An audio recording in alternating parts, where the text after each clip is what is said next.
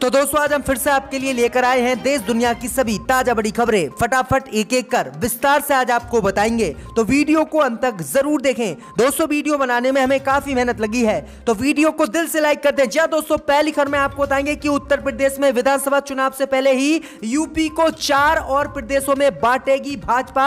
योगी ने की है प्रधानमंत्री मोदी से मांग। जी दोस्तों, बड़ी अपडेट आ रही है। उत्तर प्रदेश से 3 अलग राज्य बनेंगे यूपी में। तो वहीं आपको बताएंगे दोस्तों कि असम के मुख्यमंत्री हेमंत बिस्व शर्मा ने दिया मुसलमानों को लेकर विवादित बयान। कहा मुसलमान जनसंख्या करें कंट्रोल, तभी खत्म होगी असम की गरीबी। तो वहीं आपको बताएंगे दोस्तों कि किसानों से डरी हरियाणा की भाजपा सरकार। हरियाणा में किसान से माफी मांग रहे हैं भाजपा नेता, वापस ले रहे हैं अपनी एफआईआर।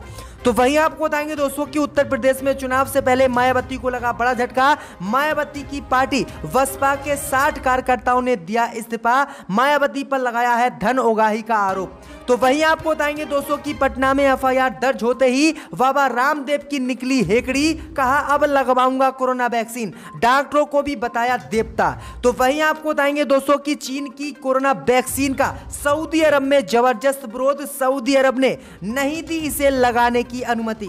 तो सभी खबरों को आपको एक एक कर बताएंगे दोस्तों, वीडियो को अंत तक जरूर देखें। इसी बीच पर तो दोस्तों अगली खबर की ओर, तो उत्तर प्रदेश का होगा विभाजन। यूपी में बनेंगे 3 और नए राज्य। योगी पहुंचे दिल्ली। जी दोस्तों, आपको बता दें ये बड़ी खबर सामने निकल कर आ रही दोस्तों कि पिछले कुछ दिनों से उत्तर प्रदेश के मुख्यमंत्री योगी आदित्यनाथ और प्रधानमंत्री मोदी के बीच तनतनी चल रही थी सियासी हलकों में। इसका कारण उत्तर प्रदेश में योगी आदित्यनाथ को कुर्सी से हटाना और कैबिनेट का विस्तार करना बताया जा रहा था। लेकिन आज इसके पीछे की कहानी सामने आ रही है। सूत्रों के मुताबिक अगले साल होने वाले विधानसभा चुनाव से पहले भाजपा उत्तर प्रदेश का विभाजन कर एक अलग उत्तर प्रदेश में से पूर्वांचल राज्य बनाने पर विचार कर रहा है, और इसका आज खुलासा दिल्ली पहुंचते ही योगी के हो गया है।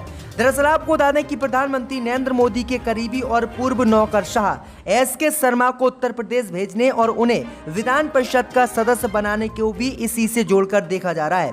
शर्मा कुछ समय से पहले प्रधानमंत्री मोदी के संसदीय क्षेत्र में कोरोना प्रतिबंधों को संभाल रहे थे। जानकारों के मुताबिक अगर उत्तर प्रदेश में से अलग एक पूर्वांचल राज्य बना तो गोरखपुर भी नए राज्य में आएगा, जो योगी का गढ़ है, और इसमें 125 विधानसभा सीटें होंगी। भाई आपको बता दें कि काफी समय से उत्तर प्रदेश को 3 अन्य राज्यों में बांटने की मांग चल रही थी। अलग से उत्तर प्रदेश में पूर्वांचल, बुंदेलखंड और हरित प्रदेश की मांग चल रही थी, जिसको लेकर आज योगी आदित्यनाथ दिल्ली मोदी से मिले हैं। तो ये बड़ी अपडेट आ रही कि उत्तर प्रदेश में से 3 और राज्य भाजपा बनाएगी। इसी बीच पर तो दोस्तों अगली खबर की ओर, तो असम के बीजेपी मुख्यमंत्री का विवादित बयान। कहा गरीबी दूर करने के लिए कम बच्चे पैदा करें मुसलमान। जी दोस्तों, आपको बता दें ये बड़ी खबर सामने निकल कर आई दोस्तों कि जब से असम में बीजेपी की सरकार बनी है तब से वहां पर मुसलमानों के खिलाफ नए कानून लागू किए जा रहे हैं। दरअसल आपको बता दें कि कुछ दिन पहले ही असम की बीजेपी सरकार ने असम के सभी सरकारी मदरसों को बंद कर दिया था और इन्हें नए स्कूलों में बदलने का ऐलान किया था, जिसके बाद आज असम के नए मुख्यमंत्री हेमंत बिस्व शर्मा ने मुसलमानों को लेकर विवादित बयान दिया है। दरअसल आपको बता दें कि असम में भाजपा के मुख्यमंत्री ने कहा है कि गरीबी को दूर करने के लिए मुसलमान प्रदेश में कम बच्चे पैदा करें।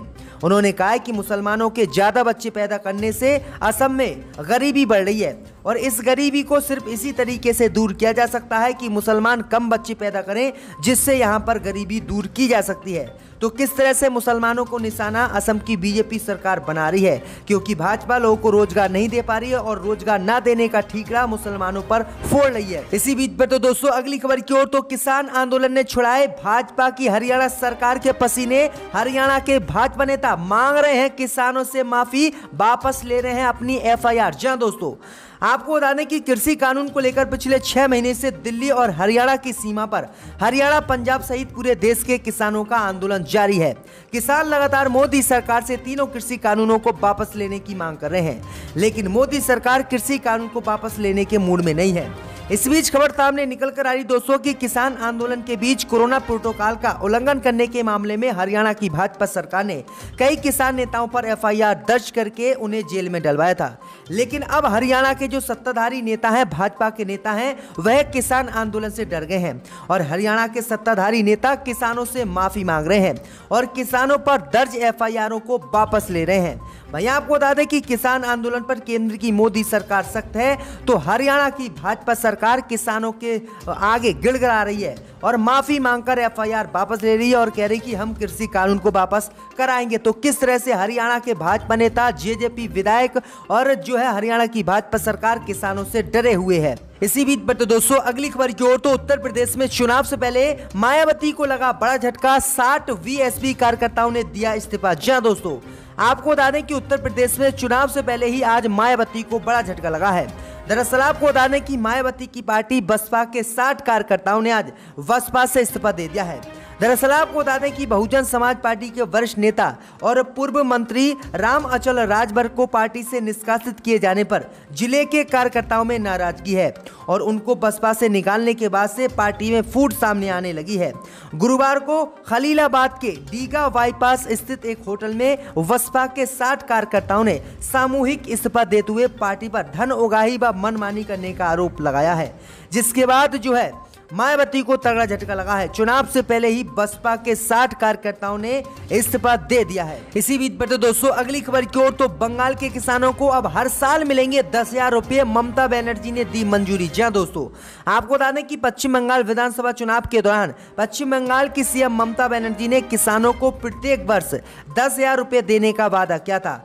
आज राज्य सचिवालय नवन्ना में हुई ममता बनर्जी के नेतृत्व में राज्य मंत्रिमंडल की बैठक में किसानों को इस योजना के तहत प्रत्येक साल 10,000 रुपए देने के प्रस्ताव पर ममता बनर्जी ने मोहर लगा दी है। फिलहाल इस योजना के तहत किसानों को हर साल 50,000 रुपए मिलते थे। इसके साथ ही जिनकी 1 एकड़ से कम जमीन है उन्हें 4,000 रुपए दिए जाएंगे।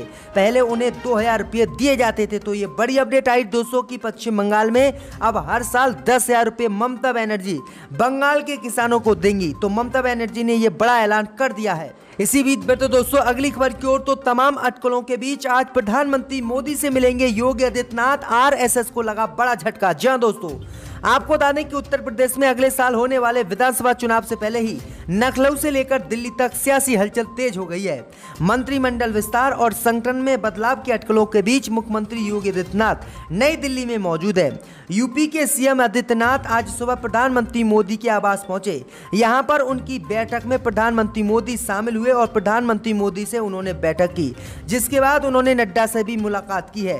वहीं आपको बता दें कि प्रधानमंत्री मोदी की बैठक के बाद योगी आदित्यनाथ ने आरएसएस को बड़ा झटका दिया है। दरअसल आपको बता दें कि आरएसएस ने उत्तर प्रदेश में ऐलान किया था कि वह किसी भी कीमत पर प्रधानमंत्री मोदी के चेहरे पर यूपी का विधानसभा चुनाव योगी आदित्यनाथ को नहीं लड़ाएगी और इसका ऐलान आरएसएस ने कर दिया था कि यूपी में अगर विधानसभा चुनाव होगा तो वह सिर्फ योगी के चेहरे पर लड़ा जाएगा, मोदी का यहां पर जिक्र नहीं होगा।